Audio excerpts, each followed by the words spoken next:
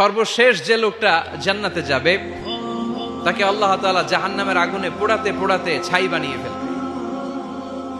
আল্লাহ বলবেন, জিব্রাইল যাও একটু দেখো, একটা মাত্র সেজদা দিয়েছে আমাকে, এরকম কাউরে পাওয়া যায় কিনা। বাটি চালান দিয়ে দেখো পাওয়া যায় কিনা। খুঁজে খুঁজে কাউরে পাবে না। আল্লাহ বললেন, আবার দেখো, খুঁজে খুঁজে একজনকে পাবে, সামান্য ইমানের ছিটে ফোঁটা তার অন্তরে ছিল।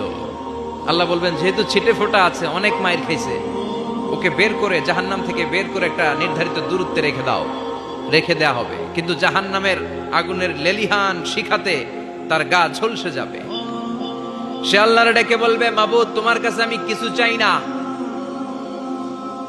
জাহান্নাম থেকে তুমি আমাকে বের করেছো, জীবন নদীর পানি তুমি আমার গায়ের মধ্যে ঢেলে দিয়েছো, আমি আবার সজীবতা ফিরে পেয়েছি। আমি তোমার কাছে জান্নাত চাই না, শুধু নিরাপদ একটা দূরত্বে আমাকে রেখে আসো, যাতে জাহান্নামের আগুন আমারে কষ্ট দিতে না পারে। আল্লাহ, আমি কিন্তু তোমার কাছে জান্নাত চাই না। কি চাই না? জান্নাত চাই না, কিন্তু জাহান্নামের আগুন আমারে কষ্ট দিচ্ছে, এতটা দূরত্বে রাখো যাতে জাহান্নামের আগুন আমার গায়ে না লাগে। আল্লাহ বললেন, ওকে রাখবো, কিন্তু আমার সাথে একটা কন্ট্রাক্টে যেতে হবে, যে এটা তোমাকে দিলে তুমি আর নতুন করে কিছু চাবা না। সে বলবে, আমি রাজি। কন্ট্রাক্ট হয়ে যাবে। আল্লাহ জিব্রাইলরে বলবেন, যাও এমন দূরত্বে রাখো যাতে জাহান্নামের আগুন ওরে কষ্ট না দেয়। রেখে আসা হবে। অনেক দিন সে ওখানে আনন্দে থাকবে, আল্লাহ শুকরিয়া করবে। সে মনে মনে বলবে, বেঁচে গিয়েছি, আমি বেঁচে গিয়েছি, জীবনে আর কিছু চাই না, জাহান্নাম থেকে আমি বেঁচে গিয়েছি। অনেকদিন থাকার পরে মনে মনে ভাববে, বাইসা তো গেছি, কিন্তু নতুন করে একটু ট্রাই করে দেখি, জাহান্নামের সৌন্দর্যের দৃশ্য একটু চোখ দিয়ে অবলোকন করা যায় কিনা। সে আল্লাহরে ডেকে বলবে, আল্লাহ ইনদি সুআল, আমার একটা ফরিয়াদ আছে। কি ফরিয়াদ? আল্লাহ আগেই বলে রাখি, আমি কিন্তু জান্নাতে যেতে চাই না। আল্লাহ বলবেন, কি চাও? সে বলবে, আল্লাহ তোমার জান্নাতটা তুমি কত সুন্দর করে বানিয়েছো, আমি একটা নজর শুধু দেখতে চাই। জান্নাতের দরজার সামনে নিয়ে যদি আমারে বসিয়ে রাখো, দ্যাটস ইনাফ, আর কিছু চাই না, শুধু জান্নাতের দরজার সামনে। আল্লাহ বললেন, তুই না ওয়াদা করেছিস, তুই না চুক্তি করেছিস। সে বলবে, আল্লাহ আমারে হতভাগা বানাইয়া তোমার কি লাভ? সুবহানাল্লাহ পড়েন। আমারে তুমি হতভাগা বানিও না। আল্লাহ বলে, ঠিক আছে, আবার সিগনেচার কর যে জান্নাতের দরজার সামনে বসিয়ে দিলে আর কিছু চাবি না। সে সিগনেচার করে বলে, আমি চাবো না। আল্লাহ বললেন, জিব্রাইল বেচারারে ধরে জান্নাতের গেটের সামনে বসায় দে। এবার জান্নাতের গেটের সামনে বসে বসে জান্নাতের সৌন্দর্য দেখা শুরু করবে। সুবহানাল্লাহ। এমন সৌন্দর্য যেটা চোখ দিয়ে কেউ দেখে নাই, কান দিয়ে শোনে নাই। ওই সৌন্দর্য চোখে দেখে, কান দিয়ে আওয়াজ শোনে, মাগার ভোগ করতে পারে না। অন্তরে জ্বালা আছে না নাই? এয়ার কন্ডিশনের রুমে ঢুকতে না পারলেও, এয়ার কন্ডিশনের রুমের দরজার বাইরে দাঁড়ালো, এয়ার কন্ডিশনের রুমের একটা ঠান্ডা বাতাস গায়ে লাগে না? কথা বলেন তো। ও যখন জান্নাতের দরজার সামনে দাঁড়াবে, ওর গায়েও এরকম জান্নাতের ঠান্ডা বাতাসের হিমেল ছোঁয়া গাটাকে শীতল করে দিবে। ওই শীতল হয়ে যাওয়ার পরে আর তো সহ্য হবে না, আবার আল্লাহরে ডাকবে। মনে মনে ভাববে, আর একটু ট্রাই করি না, দোষ কি, আস্তে আস্তে অনেক দূর তো আগাইছি। সুবহানাল্লাহ কইবেন না? এবার আল্লাহরে বলবে, আল্লাহ ইনদি সুআল, আল্লাহ তুমি যদি কোনো বিষয়ে নতুন করে ডিসিশন নাও, তোমারে জিজ্ঞেস করার মতো কি কেউ আছে? আল্লাহ বলেন, না, আমি তো সব রাজার বড় রাজা, মহারাজা, আমার উপরে তো কারো কথা চলে না। ওই হতভাগা লোকটা বলবে, আল্লাহ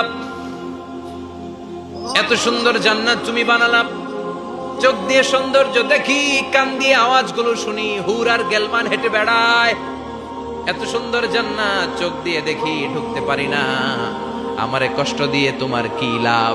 ও আল্লাহ, আমারে তুমি মাফ করে দাও, জান্নাতের চিপার মধ্যে এক কর্নারে তুমি একটু আমারে জায়গা করে দাও। আল্লাহ বলবেন, ওয়াই হাক ইবনা আদম, তোর ধ্বংস হোক হে আদম জাত, মা আগদারাকা, তোর চেয়ে বড় গাদ্দার আমি আমার সৃষ্টিকুলে কাউরে দেখি নাই, কারণ তুই আমার সাথে চুক্তি করিস আর চুক্তি ভঙ্গ করিস। আল্লাহর রহমতের দরিয়ায় তখন জোশ খেলে যাবে। ওর আকুতি মিনতি চাহনি আল্লাহর রহমতের দরিয়ার মধ্যে জোশ লাগিয়ে দিবে। আল্লাহর দয়া হয়ে যাবে, মায়া হয়ে যাবে। আল্লাহ বলবেন, ঠিক আছে, জান্নাতে যা। লোকটা এবার এক দৌড়ে জান্নাতের ভিতরে ঢুকে যাবে। লোকটার দৌড় দেখে আবার লোকটারে আল্লাহ ডেকে বলবে, একটু দাঁড়া, একটু দাঁড়া, জান্নাত তো দিছি, তো দৌড় দিলি কেন? সুবহানাল্লাহ কইবেন না? লোকটি বলবে, আল্লাহ প্ল্যান তো আমি কম করি নাই, এত চেষ্টার ফলে আমি আসতে পারছি, আবার যদি তুমি বাইর করে দাও, এই জন্য এক দৌড়ে এমন চিপার মধ্যে লুকামো যাতে তুমি আমার না দেখো। আবার আল্লাহর রহমতের দরিয়ায় জোশ খেলে যাবে, আল্লাহ কাছে ডাকবে, কাছে আয়, ও গোলাম তোর কি মনে চায় আমারে বল, আজকে তুই চাইতে থাক, আমি দিতে দিতে তোর মনের সব আশা পূরণ করে দেব।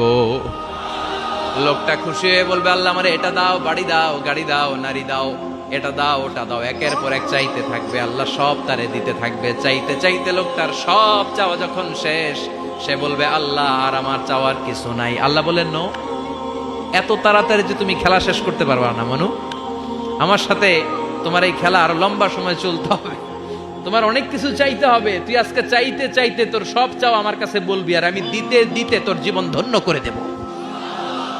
সে আবার চাইতে শুরু করবে, আল্লাহ এটা দাও, ওটা দাও, ওটা দাও, আল্লাহ দিতে দিতে সব দিবে। এরপরে বলবে, আল্লাহ মাফও চাই, দোয়াও চাই, আর চাওয়ার কিছু নাই। আল্লাহ বলবেন, তাই ঠিক আছে, তোরে আমি জান্নাতে ঢুকাই দিলাম, তবে মনে রাখিস তোর জান্নাতটা হবে সবচেয়ে ছোট জান্নাত, আর তোর জান্নাতটা হবে এই পৃথিবীর 10 গুণ। চিল্লায় এখন সুবহানাল্লাহ।